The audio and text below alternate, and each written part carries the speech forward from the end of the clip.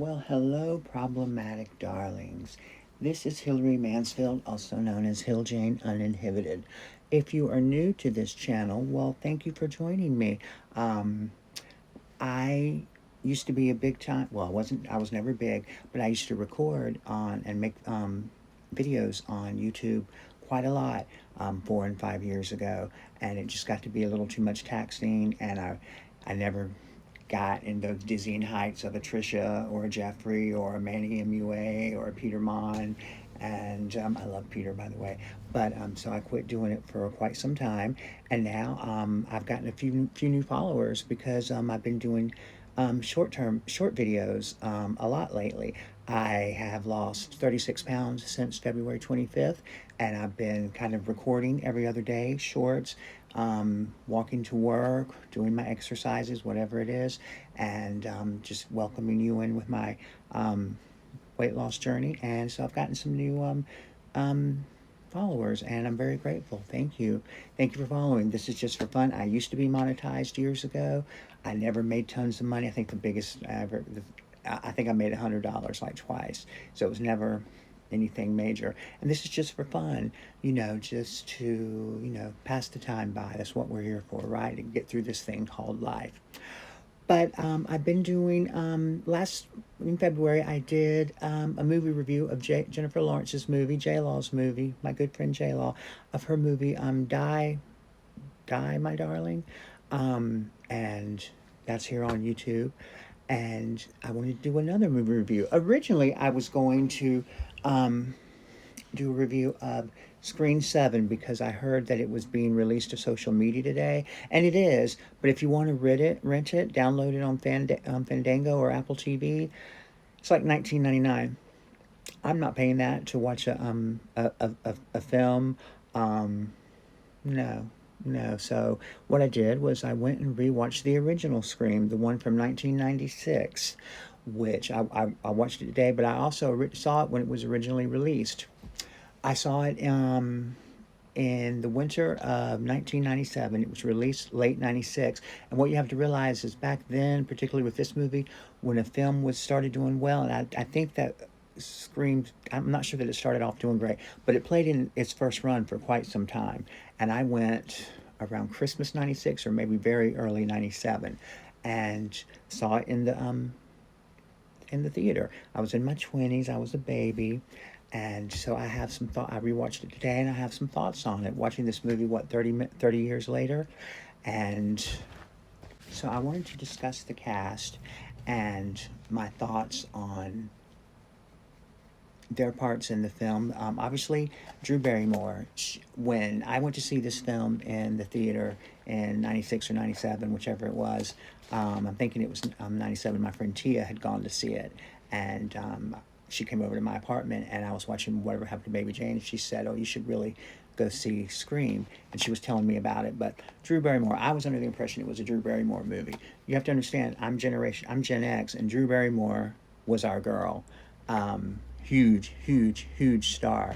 You know, it amazes me today when her talk show, whenever I see clips of it on YouTube or TikTok or whatever, and people are always commenting, she's too touchy feely, she's too close to them, she touches them too much. Drew Barrymore has always been like that. Whenever she's gone to award shows, she used to hang out with Courtney Love, who, by the way, I met, but she used to hang out with Courtney Love. She's always been a touchy feely person. That's just her, and it's what makes her so lovable and great. Hands down, incredible performance. Even though it's not that big of a part, it's definitely her movie. Love the wig. Very Elvira Scarface, which apparently from what I understand, she wanted it to look like Michelle Pfeiffer in Scarface, and it does. It's a really good wig, and she plays a teenager perfect, and that kind of teenager, rich, bitchy type. Who is this? Perfect. Drew was born to play roles like that when she was younger. In the theater, again, spoilers. This does have spoilers. Again, when her death scene happens, I was like, okay, so what's the rest of the movie? Then we go to I guess the true star of the film is Nev Campbell, and you have to realize that at the time, you millennials and Gen Zers, Nev was humongous. It was a humongous star. Party of Five. That show was like talked about everywhere, and her and Jennifer Love Hewitt had become really, really big stars, and she does a really great job. Also, as a teenager, you really believe that she's going through. I think she's a really good actress. I wish she made more films. She that one that she did where she plays the ballet dancer. She's actually a ballet dancer in real life, but I love that movie. How can we not love David Arquette? And I remember seeing this in the theater and thinking, "Oh, he's a cute, geeky guy." And now David Arquette is like Mr. Stud, dashing and just debonair. Love him, and of course his sister Alexis Arquette. Um, Great role model to me, and great friend of the trans community, as she herself was trans, and just a wonderful girl, and did a lot for our community. And we have Rose McGowan, who at this time was the it girl. She had been in, what's that movie with, what's his name, Christina Applegate's ex-husband, Jonathan Shake, how do you say his last name? I think she was in that film, wasn't she? Anyway, she was a really, really popular girl. She had black hair, but she, I guess, dyed it blonde for this role, and was becoming a huge star. I think she started dating Marilyn Manson right after this film. Of course, we all know and love and respect her. You know, she was, I think because of her, we were able to get the Me Too movement, which of course is really, really important. Here we go again. Awesome, awesome role. Great playing a teenager, the bitchy cheerleader type. Love her, love her.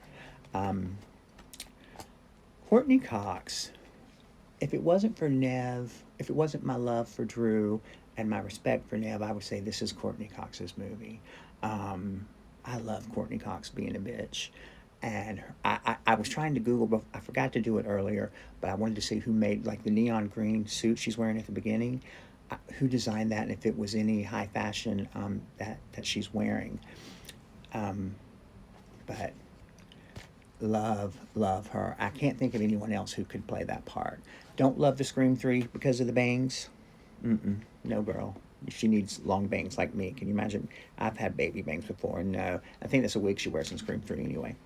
But Matthew Lillard, right off of Serial Mom, hilarious. And then we have His Majesty, Mr. Brian Ray Ulrich. What you need to know is that both Skeet and I are from Concord, North Carolina. He lived there for quite some time. He went to school. He was like, I'm going to tell my age here. He was like 2 grades ahead of me, and if I saw him, I don't remember. Skeeter is a very southern nickname. Mosquitoes, Skeeter, get it?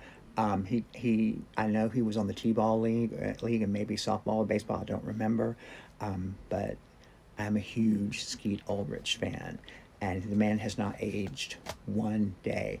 When this film came out, he was always being called a Johnny Depp wannabe or the new Johnny Depp, and I always saw him as much more. I like Johnny, but Skeet is just a star.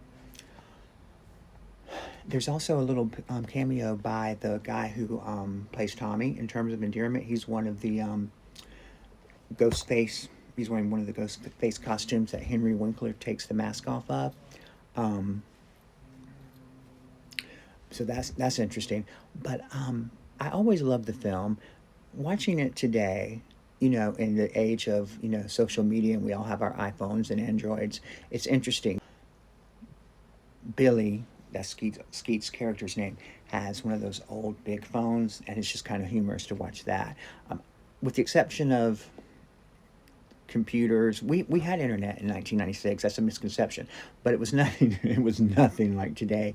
It was, you know, there were a few sites for things. Nothing major. We had AOL, and you had to plug your computer into the phone line. So in those days, 95, 96, 97, even 98, 99, your landline phone would be busy while you were on the computer.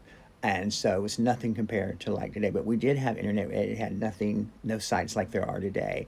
Just really unusual little sites. And whenever you would try to bring a picture of someone, it was always very distorted. And anyway, nothing like today, obviously.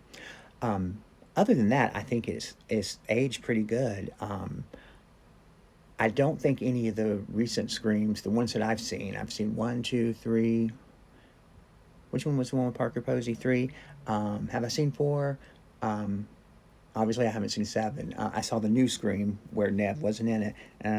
I like that Skeet was back, but didn't otherwise care for that.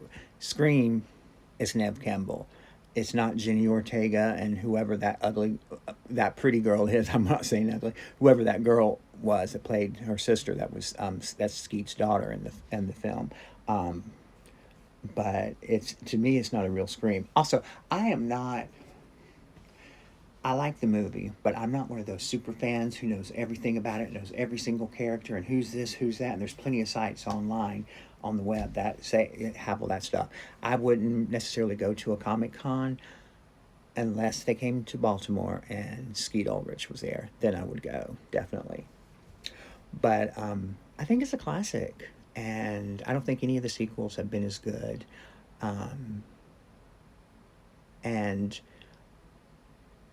I Wes Craven did the first one, and it's just never been the same. I don't know. There's just excitement about it when it first came out, but it's still good. But there's nothing like the first one. I give it a 10. If you've never seen the original Scream from 1996, you should. It's not. There's a couple of little gory parts. It's definitely not like Weapons, the end of Weapons, woo, which I reviewed. I did a short video of a review of that. Love that movie too, but it's not like that. And the effects today, you can kind of see that. Oh well, that's ketchup, or that's blood, or that's a dummy hanging up, And like when he goes to slit her throat, he turns her, so she does. You don't really see him slitting her throat. Anyway, for nostalgia and just for the overall star quality, because everyone that was in the film became such huge stars. And, no matter what you think of any of these people, if you think Drew Barrymore is too touchy-feely, if you think Courtney Cox hasn't aged well, if you don't like David Arquette, or you don't think Skeet is handsome, or if you think Rose is weird and she's not, she's just been through a lot. Whatever you think, these people are big stars now, and it's a lot of it's because of that film, and it's a great asset to the genre. It's camp and it's horror. It's scary. It's not Halloween. It's not Jamie Lee Curtis or Nancy Loomis or PJ Souls, but it's Skeet Ulrich, Neve Campbell, Courtney Cox, David Arquette. Check it out. 10.